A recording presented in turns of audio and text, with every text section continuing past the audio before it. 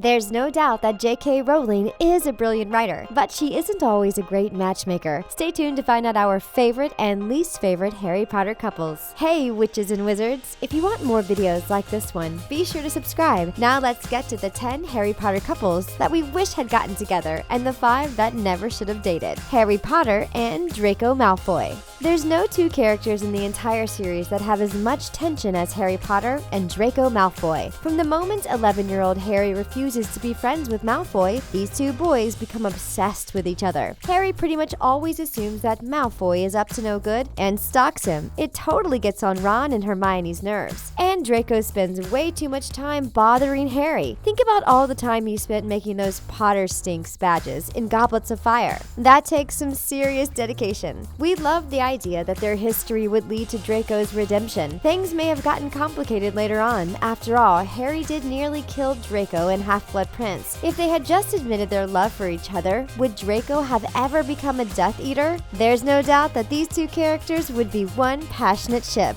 Bet you loved that, didn't you, Potter? Famous Harry Potter.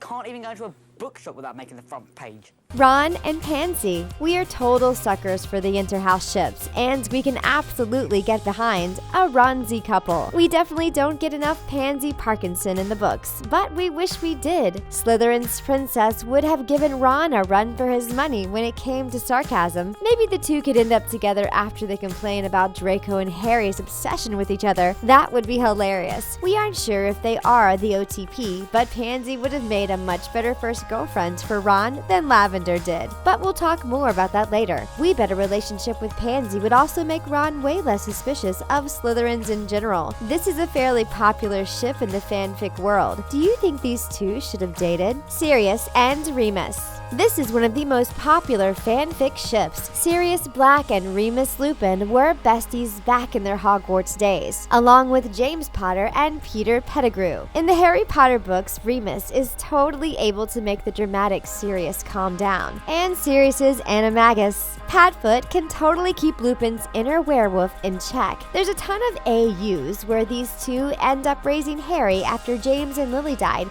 We can't get enough of that idea. They would be such an endearing couple, with reserved Lupin being the responsible one and Sirius being the cool parent. And maybe Remus would have been way happier if he and Sirius had ended up together. The poor werewolf deserved more happiness, and so did Sirius after his stint with Azkaban. Remus? Sirius?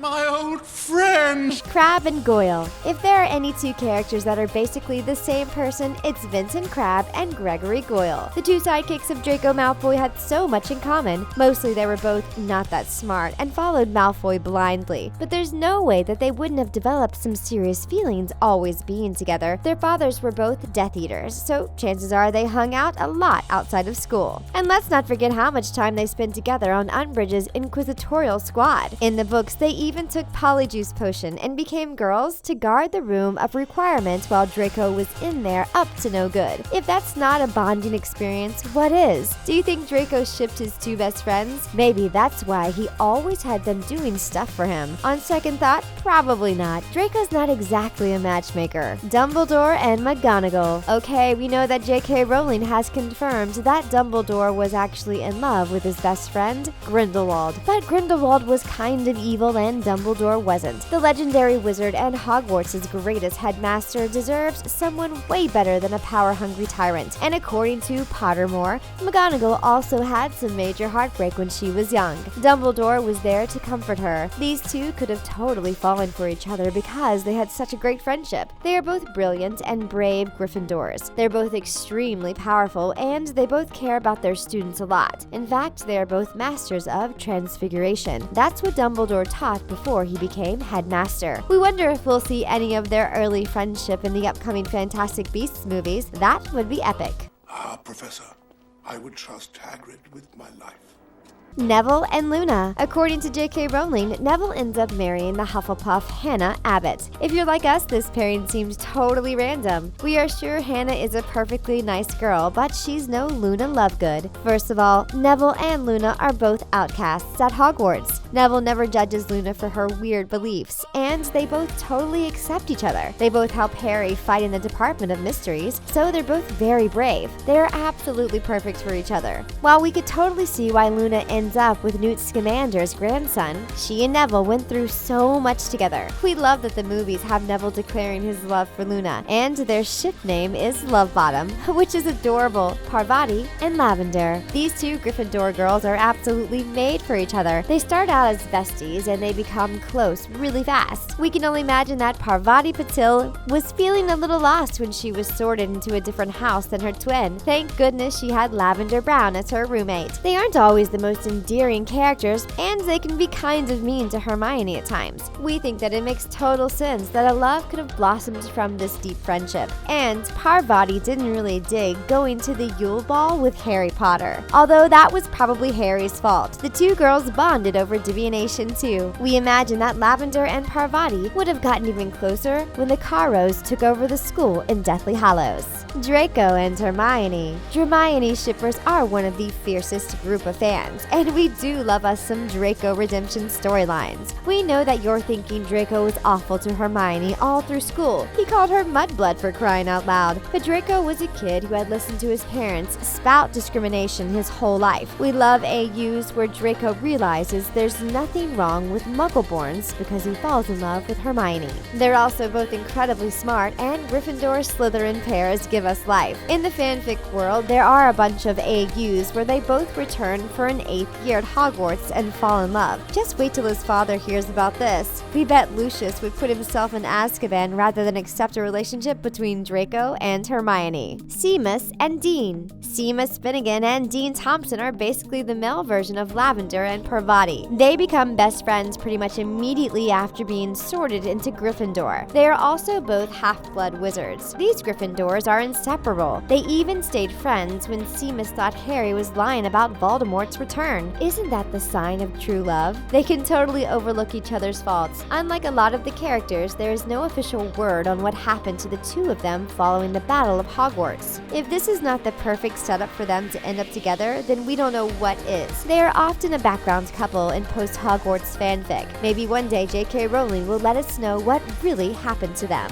Harry and Hermione. We might get some flack for this pairing, but a lot of people consider Harry and Hermione the OTP. Harmony shippers hate that Hermione ends up with Ron and Harry ends up with Ginny. But these fans make a lot of really great points. Hermione stands by Harry when Ron doesn't several times throughout the books, and let's not forget how Ron totally left them to hunt for Horcruxes alone in Deathly Hallows. Ron is really insecure, and Hermione isn't. She deserves someone with more confidence. Even J.K. Rowling herself said that Hermione and Ron only ended up together because she wanted them to, but that the way she wrote it didn't really make sense. Hermione and Harry are always loyal to each other, and Ron has the emotional range of a teaspoon. That's it for the 10 couples who should have dated. Now let's see which couple should never have ended up together. He senses my presence. Don't worry, One. I'm here.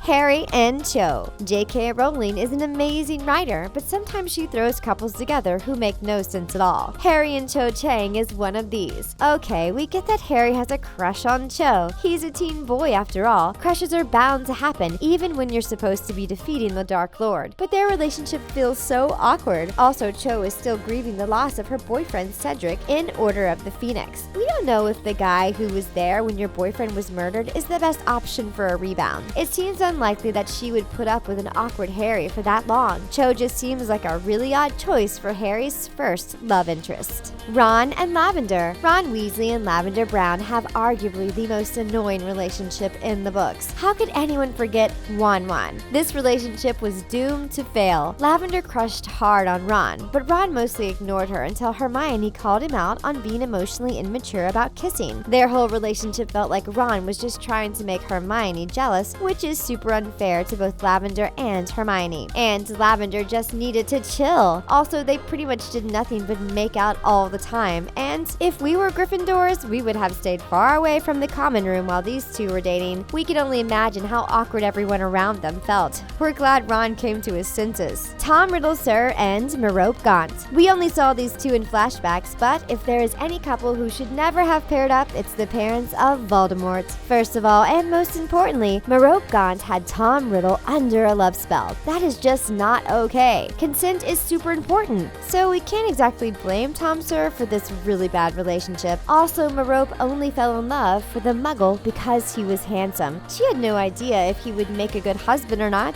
Merope had some serious issues. We know these two had to be together so that we could have the whole Voldemort storyline, but their whole marriage is super cringy. Those Gaunts are really one messed up family. At first, we feel sorry for Merope, but after what she did to Tom Sir, she's just as bad as her father and brother. Remus and Tonks. Talk about a relationship that came out of nowhere. We were just as shocked as Harry when we found out that the two were interested in each other. We understand from a literary point of view why they married. J.K. Rowling wanted there to be another orphan of war, just like Harry was, but we would have had an easier time believing just about any other couple. We find out Tonks is interested in Remus because they've been spending a lot of time together in the Order, but we really never see them interact. And Remus has some major concerns about being with Tonks. For one thing, there is a huge age difference. And hello, there is a war going on. We think just about any other couple could have given us an orphan in wartime. She's only interested in you because she thinks you're the chosen one.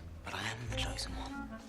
Hermione and Victor. Hermione and Victor Krum might be the weirdest couple in the entire series. There are a lot of red flags in their relationship. First of all, Hermione tells Harry that most of the time they spend together, Victor just watches her study. That's creepy AF. Also, Hermione is only 14. Victor is a legal adult in the wizarding world and already plays professional Quidditch. That's also pretty creepy that he's interested in such a young girl. And how did they even start dating? All of a sudden, we find out that she is Victor's date at the Yule Ball. When did that happen? And Hermione just doesn't seem like the type to be interested in a guy who is just a jock. We don't really see any sort of intelligence that we know Hermione would look for. We're glad that relationship didn't continue. Who is your OTP in the Harry Potter world? Don't be shy, let us know in the comments. Those are the 10 couples in Harry Potter who shouldn't have dated and the 5 that should have stayed far away from each other. If you want more fun videos about Harry Potter and other fandoms, be sure to subscribe.